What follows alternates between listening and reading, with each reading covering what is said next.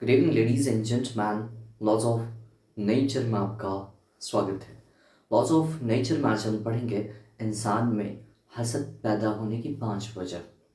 इंसान के अंदर जालसी पैदा हो जाती है किसी शख्स को देख करके, किसी की सक्सेस देख करके, किसी की इज्जत देख करके, या फिर किसी की माल दौलत कई चीज़ को हम देख करके हमारे अंदर, हमारे नफ्स में हसद पैदा होने लगता है, जालसी पैदा होने लगता है, जिससे हम दूसरे सामने वाले शख्स से जाने अनजाने में नफ़रत करने लगते हैं।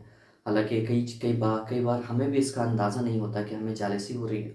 सामने वाले शख्स से हम ऐसे सलूक करने लगते हैं जिससे मुश्किलें पैदा होती हैं, जिससे कई चीज़ें हो जाती हैं, अच्छे रिश्ते ख़राब हो जाते हैं, मुश्किलें पैदा हो जाती हैं। तो किस तरह से ये चीज़ पनपती है कि इंसान के अंदर में, उसे हम समझने की कोशिश करेंगे और अपने नफ्स को भी टटोलेंगे, समझेंगे कि अगर हमारे अंदर ये ख़राबी पैदा हो रही है तो हमें कहाँ वर्क करना है, कैसे उसे ठीक करना है। आइए तो समझते हैं क्या है ये चीज़। पहली चीज़ जो है, ना इंसाफ़ी का एहसास।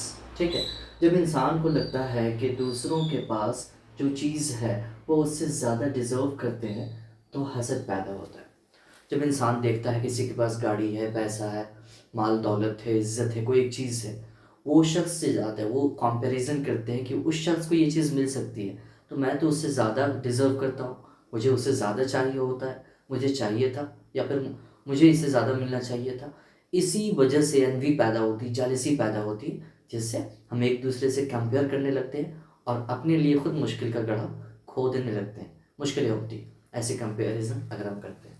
दूसरा है कमज़ोर सेल्फ स्टीम, खुद के स्टीम का, खुद का सेल्फ का कमज़ोर होना।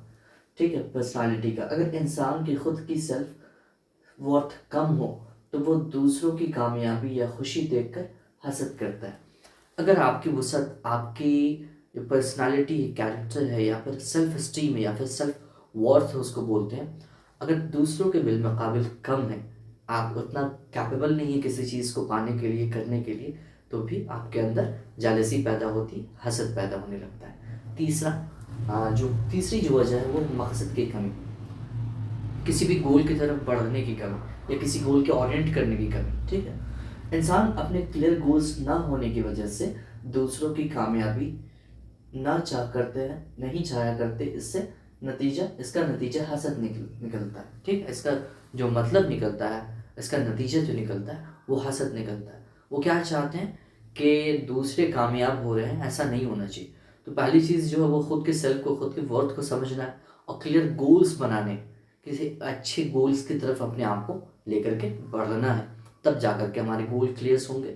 किसी दूसरे की जेलसी, किसी दूसरे के सक्सेस के तौर पर हम उससे नफरत नहीं करेंगे, जालसी नहीं करेंगे, एनवी नहीं करेंगे, ठीक, हसद नहीं करेंगे। कंपैरिजन, जो मैंने पहले भी कहा, जब हम अपने आप को दूसरों से कंपेयर करते हैं तो अक्सर हम अपनी कामयाबी, अपनी कमियां देखते हैं। इंसान के अंदर ऐसी चीज़ पाई जाती है, अगर दूसरे से अपने आप को कंपेयर करता है तो अपने अंदर कमियां देखती है कि उस शख्स के बदौलत या फिर उसके कंपैरिजन में मेरे अंदर किस चीज़ की कमी है, मेरे कैरेक्टर की, मेरे क्या बोलते हैं, मेरे पैसों की, मेरे किसी भी चीज़ की कमी है, इज्जत की। हर एक चीज़ से नापता तोलता है एक दूसरे से कंपैरिजन करने में इंसान, और फिर उस कंपैरिजन के तोल में अपने आप को कम आंक लेता है, वो मुश्किलें हो जाती है। ठीक है, पांचवी चीज़ है एक ख़ास सोच या लाइफ स्टाइल।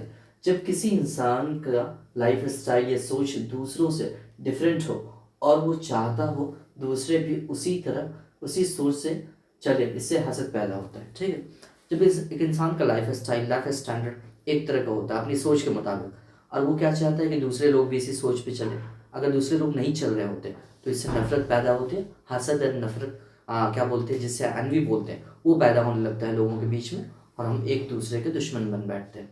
तो इससे बचेंगे, कंपैरिजन करने से बचेंगे।